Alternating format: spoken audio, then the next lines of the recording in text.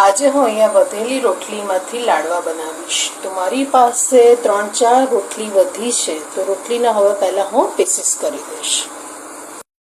એની અંદર આ રોટલીના કટકા એડ કરી દઈશું.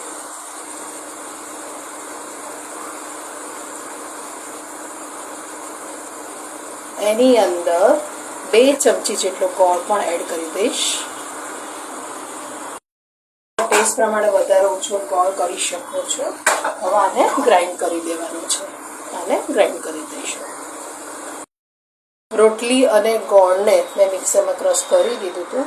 હવે એની અંદર 2 ચમચી બદામ એડ કરીશું, અડધી ચમચી ઇલાયચી અને 2 ચમચી જેટલું ઘી. હવે આના બોલ્સ બનાવી દઈશું. એકદમ હેલ્ધી છે. છોકરાઓ જ્યારે ગોળ ના ખાતા હોય તો તમે આવી રીતે બનાવીને આપશો તો એ ખાઈ જશે અને ખબર પણ નહીં પડે.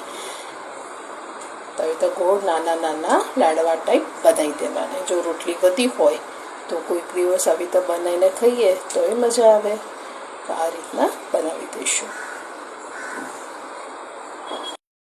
1 ચપટી જેટલી ખસખસ લીધી છે, તો એનાથી હું ગાર્નિશ કરી દઈશ.